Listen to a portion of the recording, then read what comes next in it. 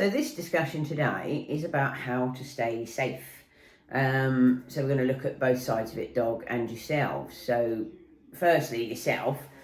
If we go on one-to-ones. I go on one-to-ones all the time and go into people's houses and go to addresses and get given addresses to go to, and I turn up and just go strolling into a house. And in reality, there's not a lot of jobs where you do that, where you just go to someone's house. So should you be telling someone where you're going? Definitely. Should your husband, your partner, your wife, whatever, know where you are? Should there be a copy of where you are in case you don't come back? So police basically know where to start looking for you. Yeah. So you've got to think about those types of things. You've got to think about how late you might go to a job, that you're driving about late at night. I drive home from classes, don't get in till like 11:15 at night. So again, and then I drive quite a few miles from my home. So you've got to think about, have you got your cover? Have you got your phone on you? Is your phone charged? So making sure that you've always got something, a way of getting some help should you need it. And thinking about security, really, about where you're parking. So what neighbourhood you're going to. I mean, I know it sounds a bit crazy, but I've been to some quite rough areas where I've had to park down the road and walk through, what seems to be a bit rough. And, and you are just there by yourself. Just a little dog trainer going to do a job. So it is important that you do consider your own safety. You do consider letting someone know where you are, and at least what direction you went off in. Because otherwise, to be honest, no one would know where I was. They would never know where to find me, basically. But also, you've got to think about dogs. If I'm going to so it's really important for me on a one-to-one, if they're talking about behaviour issues, and particularly aggression, if they have a people-aggressive dog, don't just rock up there thinking that they will have the sense to put the dog away before you come in. I always give clear instructions. I'd like the dog to be shut away out of sight, safely, securely, till I can come in and talk you through about how we're going to introduce the dog to me. You can't just say things like, oh, stick a muzzle on it so I can come in. Well, if they haven't done any muzzle training, you're not doing any favours for the dog there. You're just going to anger the dog even more. And you also don't know if they're going to have a proper fitted one. I mean, I'll tell you a very brief little story. I went to a job years ago, right at the beginning, when I'd only just started going out and doing one-to-ones, and I was only doing basic training. Obviously, I wasn't doing aggression. But I went to a property, I'd been to a property, to work with a Labrador, just a young lab doing basic training, absolutely no problem. And I'd lent her a lead or something like that. And I was going back to pick it up a week later, and she said, oh, come in, and I came in. And as I came in, there was a big sort of mastiff type dog being held on the sofa that was sort of barking and that by a young girl. And the woman, before I could say anything, the woman's statement was, oh, you can let him go. She's a dog trainer. It'll be fine. I'm not even making this up. And the dog, so she did, the dog charged towards me, was about my, sort of up to here on me, above my waist. So I stood sideways, letting him have a sniff, and the next thing I knew, he was chomping on my thigh. So it was my first dog bite, literally a couple of years into training, and I wasn't even working with that dog, so I wasn't going there for that dog. I hadn't stepped out of my lane. I was going to pick a piece of equipment up. But the premise from the woman and the statement was, the dog will be fine because I'm a dog trainer. Because, you'd know how to deal with it. Well, and also that the dog would know that. That the dog would know that, like, I work with dogs, so I'm fine. So I did get bitten that day, and they had to pull the dog off me. Nice. Which was pretty scary. It was pretty scary. I was pretty shook up by the time in the early days. I could feel the blood running down my leg, so I knew it punctured me. I picked up my lead, and they were like, hysterical about the fact that they thought I was going to have the dog put to sleep and this, that, and the other. But anyway, so that happened with me even not going to see that dog. Yeah. So you cannot presume that people who've rung you up and said that their dog is human aggressive or nervous and barks and nips and I've been doing a lot of these jobs lately for some reason. There seems to be a bit of a run in nervous visitors and nipping visitors and stuff. I would never just go, yeah, that's fine, I'll be there that time, I'll see you then. Because I cannot presume they'll put that dog away. The reason it's been nipping people is because they haven't been putting that dog away. So I always make very clear instructions to keep myself safe, to keep the dog safe at the end of the day, because I don't want the dog to practice biting. I don't want the dog to get into trouble. I don't want them to euthanize the dog because it bit me. Yeah. Do you know what I mean? So you've got to think about the safety of yourself and also the dog in that example. For me on one-to-ones and stuff. What's your thoughts on classes? I think adding on to the one-to-one bits, like you, well, not so much here, but when I was back in London, you would be walking through an alleyway to get to somebody's home, etc. I did buy myself a little personal alarm that I used to just carry in my hand. Yeah. And then I just stick it in my pocket when I got to the address. So I think that's quite important as well if you are walking about. And even if, more rural locations like we go, if you're pulling into a car park at a church hall that's out in the middle of nowhere and you've got to get out of that car and unlock the building by yourself, again, when it's dark in particular. Yeah, phone in your pocket or something, or perhaps even leaving your headlights running until you've unlocked the building, and then, going back and locking your car up just to make sure it's safe. I think with classes, again, you quite often get people that think their dog's okay to come into a class, and it really isn't. So we had a big issue at the club I help out at here, where they were just enrolling people into new classes. So it was older dogs, and they would just start in a class, a bronze class. And a lot of those dogs were completely unsuitable to be in a class situation. They'd never done any, so it might be that they were a rescue, or they just hadn't bothered with puppy classes because they'd always had dogs and thought that, they could do it. And this dog would rock up and it would be worried, very obviously worried, and you put it into a small church hall with lots of other dogs and people and noise and the acoustics and the floors and everything are different, and so we're just overloading this dog to not be able to cope. And then obviously the person can't cope because that dog's barking and they're always embarrassed, aren't they? Embarrassed and if it's it's their just dog. a knock-on effect to a really bad situation. So we've changed that now, and dogs always come in for an assessment before, if it's an older dog over 6 months, before they start in a class, which works much better because you can tell straight away if a dog's going to be okay in that environment. So I think classes, it's really important to, from our point of view, to make sure that you don't approach dogs that come into the hall until you've had a chat with the owner, as you say, turning sideways on, letting the dog have a little sniff of you.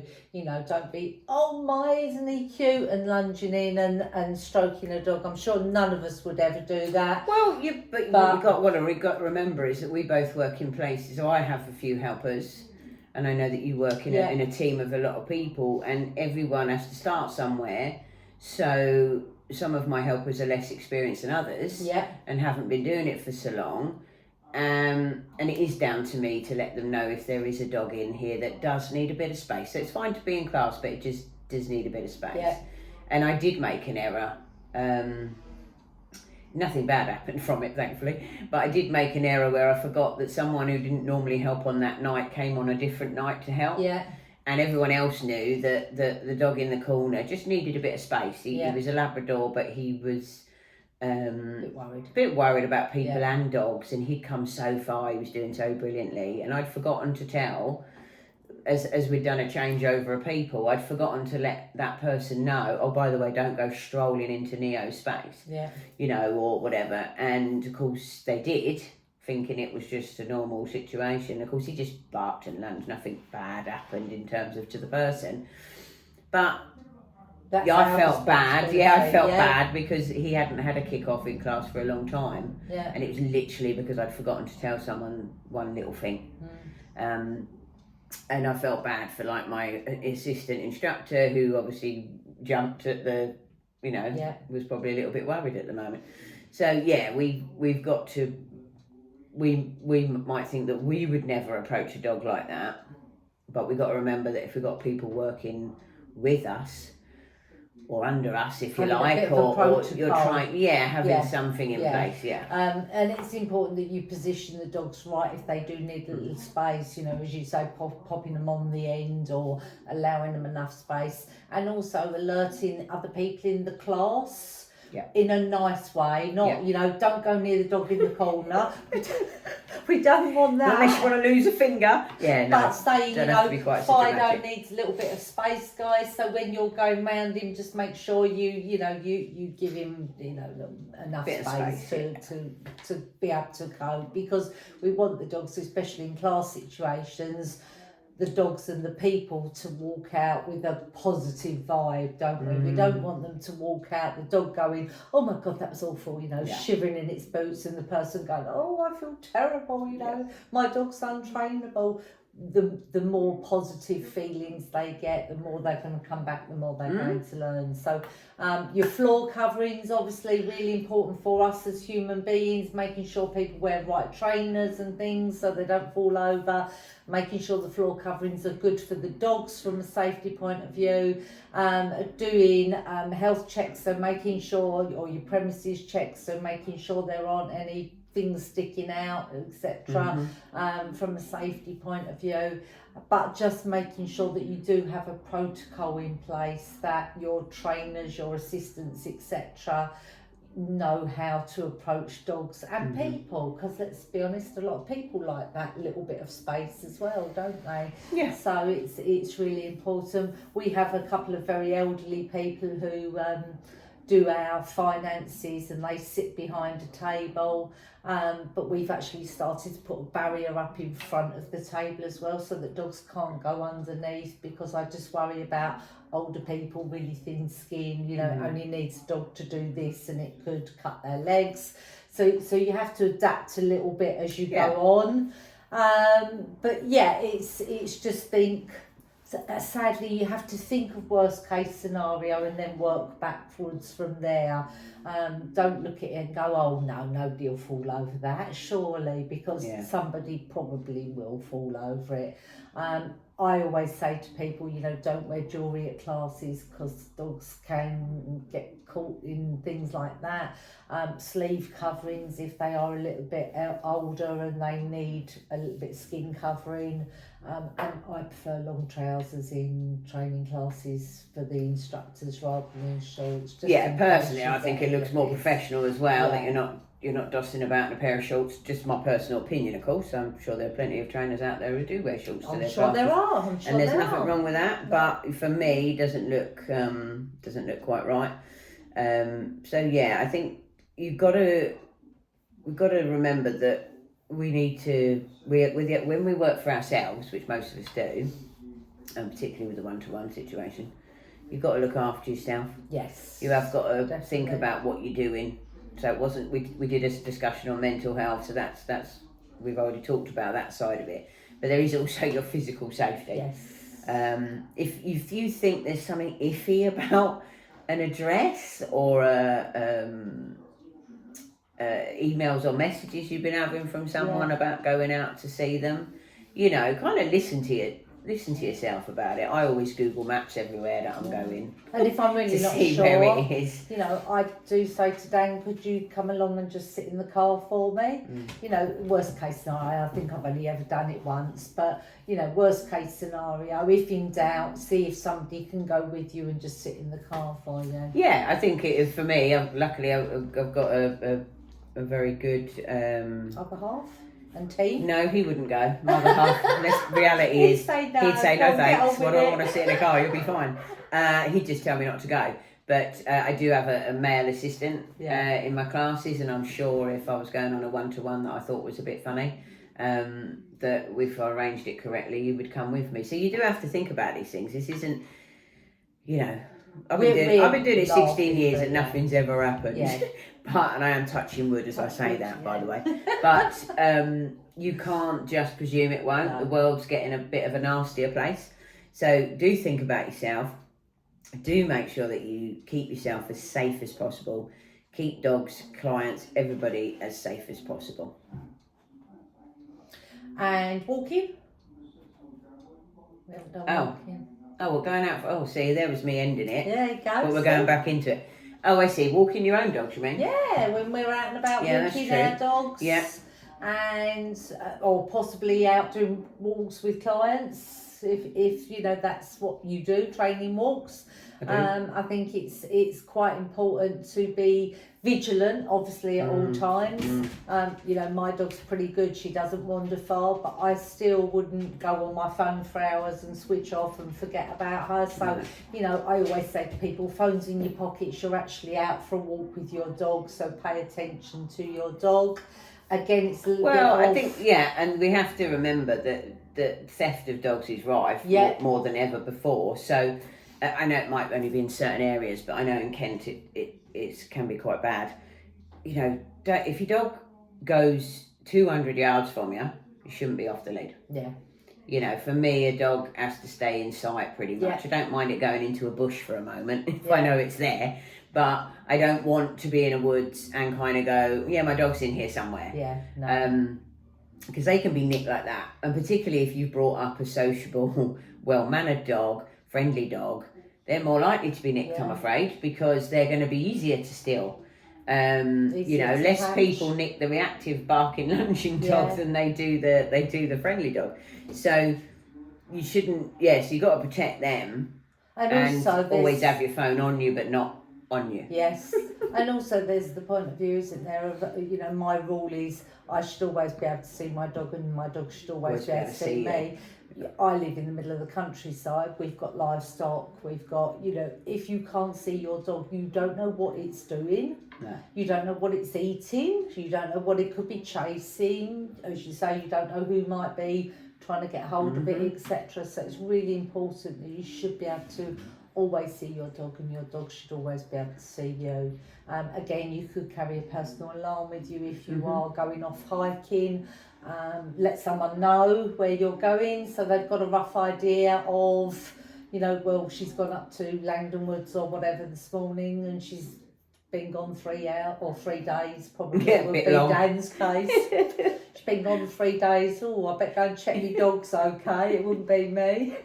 Yeah. But no, you're absolutely right. Yeah, we don't think about it, and I'm really guilty of this. Like, not you know, I never really tell anyone where I'm going on my one-to-ones, and it is, you know, it's only when we decided to have this discussion that I'm thinking to myself, I should be. I need to be a little bit more, but you know, but yeah, you're absolutely right. Walking is the same thing. You know, having your phone on you, but not where you're on it all the time, but in case there's an emergency.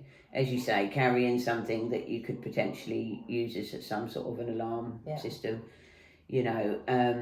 But from your dog's point of view, you know, keeping them safe. If you've got a really nice, well-trained dog, unfortunately, there's lots of people out there who haven't. And we was talking about this yesterday, wasn't we? About, you know, shouting at somebody, "Can you get your dog back?" Actually, it doesn't work because they can't get their dog back. That's we're actually planning to do a free webinar on it. Yes, a little free webinar on how you should deal with that. So we'll save that one for our free webinar. But you know, you can take out legally a walking stick with you, an umbrella, long umbrella, a pet corrector spray. Obviously make sure it's not going to spook your life out of your own dog, but yeah, there are ways to manage it, but we will go into more detail on our webinar. Yeah, we're going to be doing a couple of free webinars that we'll be posting on YouTube and putting onto our Facebook, just on different subjects really, aren't we? So we won't give too much away, but yeah, that's in the pipeline at the moment. But yeah, look after yourselves. Look after yourself, stay safe, and your dogs.